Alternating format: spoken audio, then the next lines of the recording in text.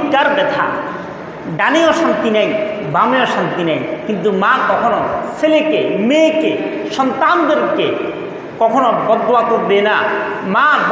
মা কখনো সন্তানকে বদদুয়া তো দেয় না, বরং কষ্ট উপলব্ধি করে, কিন্তু কষ্ট কখনো অনুভব করে না। কার জন্য? সন্তানের জন্য। আজকে বাড়িতে যাইয়ে জিজ্ঞেস করে নেবেন, যখন ডান দিকে শুয়ে তখনও মায়ের কষ্ট, বাচ্চা গর্ভ থাকা অবস্থায়। যখন বাম দিকে শুয়ে তখনও মায়ের কষ্ট, কিন্তু মা কখনো এই কষ্ট অনুভব করে না। কার জন্য? বাচ্চার জন্য। কার জন্য? ছেলে মেয়েদের জন্য। কিন্তু আমরা ওই সন্তানরা বড় হয়ে মায়ের ওই অবদান ভুলে যাই। যখন আমরা মায়ের গর্ভে ছিলাম তখন মাকে যত প্রকারের কষ্ট রয়েছে সকল প্রকারের কষ্ট দিয়েছি।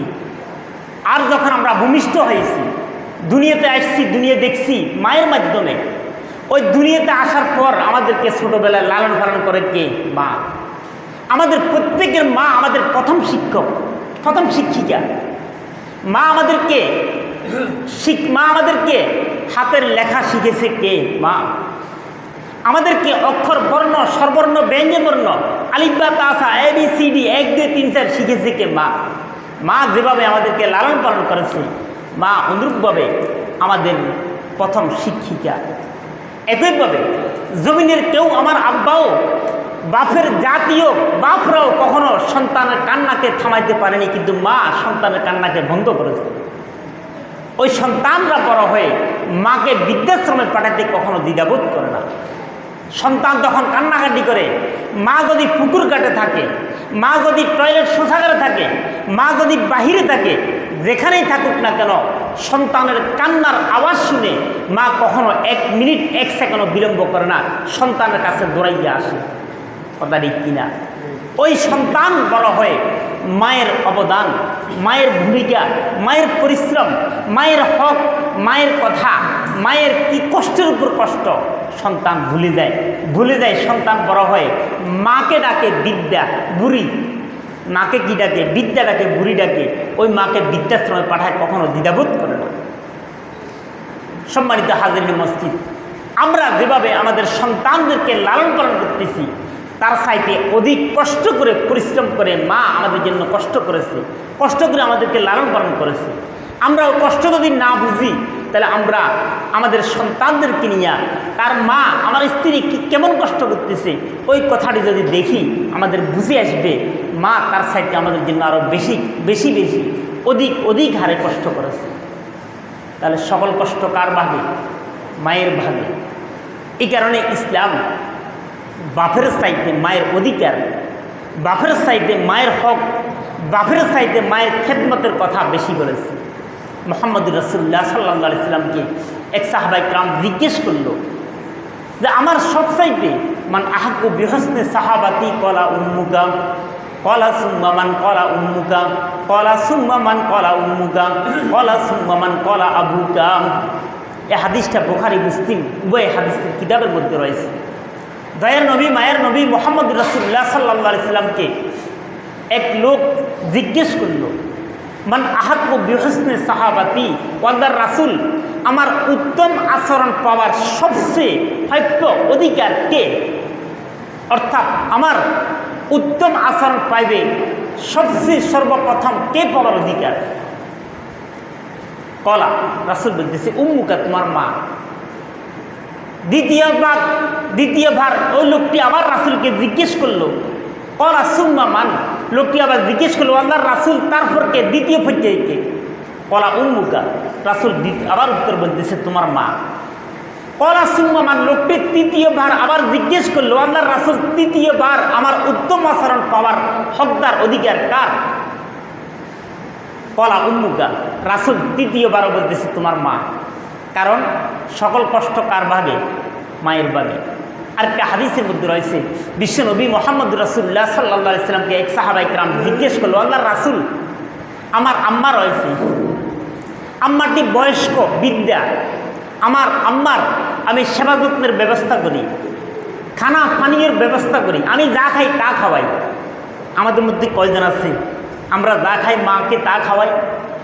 ওই সাহাবী লোকটা আল্লাহ রাসূলকে জিজ্ঞেস করছিল, আল্লাহর রাসূল আমি যা খাই আমার আম্মাকে তা খাওয়াই, আমার আম্মার ওষুধের ব্যবস্থা করি, ওষুধপত্রের ব্যবস্থা করি, চিকিৎসার ব্যবস্থা করি, আমার আম্মার বাহনের চলাচলের ব্যবস্থা করি, তাহলে আর বাকি আছে কিছু?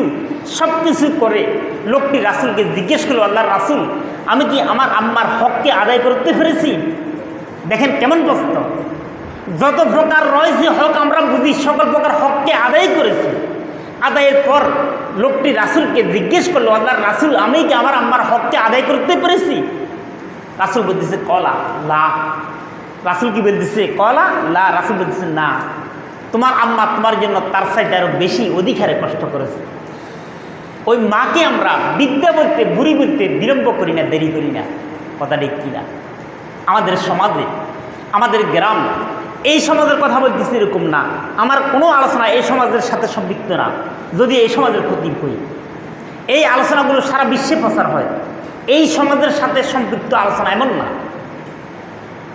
সম্মানিত হাজিরিনে মসজিদ, আমাদের মা, ওই মাকে আমরা বৃদ্ধাশ্রমে পাঠাইতে, ওই মাকে আমরা গালি দিতে, ওই মাকে চোখ রাঙাইতে, ওই মাকে হাত তুলে কথা বলতে, ওই মাকে অশ্লীল কথা বলতে, অশ্লীল গালিগালাজ করতে কখনো বিলম্ব করি না।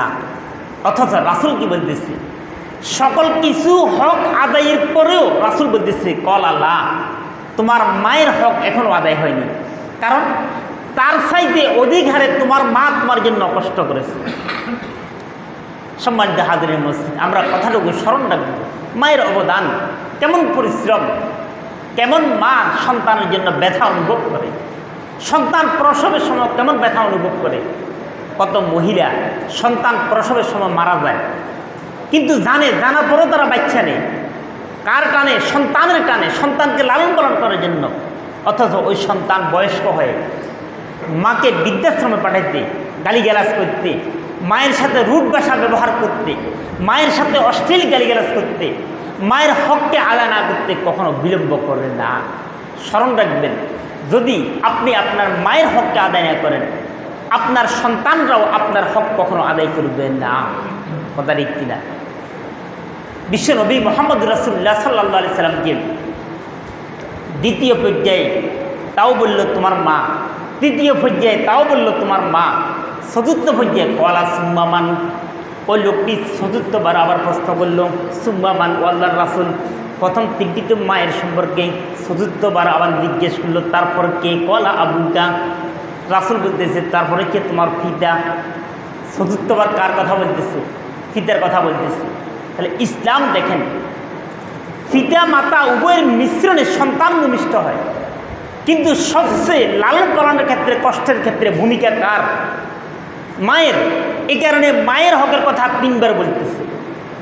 অথচ আমরা নারীবাদীরা, তারা বলে ইসলাম নারীর কি অধিকার দিয়েছে। যারা নাস্তিক তারা বলে ইসলাম নারীর কি অধিকার দিয়েছে। দেখেন, ইসলাম নারীকে, মাকে, মা বাপের মিশ্রণে, সংমিশ্রণে সন্তান ভূমিষ্ঠ হয়, কিন্তু মায়ের হকের কথা তিনবার বলছে, চতুর্থবার বলতেছে বাপের হকের কথা। তাহলে ইসলাম নারীর অধিকার সম্পর্কে আর বাকি রয়েছে কি? তারপর আমরা নারীবাদীরা কখনো না বুঝে, না জেনে, না শুনে বলতে কখনো দ্বিধাবোধ করি না। তাদের মাথায় হচ্ছে কি পাগলা। তাহলে আমরা যাদের মা রয়েছে, মায়ের পরিশ্রমের কথা স্মরণ রেখে, মায়ের ব্যথার কথা স্মরণ রেখে আমরা পিতামাতার সাথে, বিশেষ করে মায়ের সাথে, যেহেতু আজকে মায়ের আলোচনা চলতেছে, মায়ের সাথে কখনো রূঢ় ভাষা ব্যবহার করব না। মায়ের সাথে রূঢ় ভাষা ব্যবহার করা সম্পূর্ণ হারাম। মায়ের সাথে রূঢ় ভাষা ব্যবহার করা আল্লাহ পাক রব্বুল আলামিন হারাম করেছে, মুহাম্মদুর রাসূলুল্লাহ সাল্লাল্লাহু আলাইহি ওয়াসাল্লাম হারাম করেছে। মাকে গালি দেওয়া আল্লাহ হারাম করেছে, মুহাম্মদুর রাসূলুল্লাহ সাল্লাল্লাহু আলাইহি ওয়াসাল্লাম হারাম করেছে, ইসলাম হারাম করেছে। ইসলামের বাণী মায়ের হককে আদায় করতে হবে। মায়ের হককে আদায় করা আমাদের উপর একান্ত কর্তব্য, আমাদের উপর ফরজ। যেভাবে আল্লাহ পাকের ইবাদত করা বান্দার উপর ফরজ, অনুরূপভাবে মায়ের হককে আদায় করা বান্দার উপর ফরজ ঘোষণা।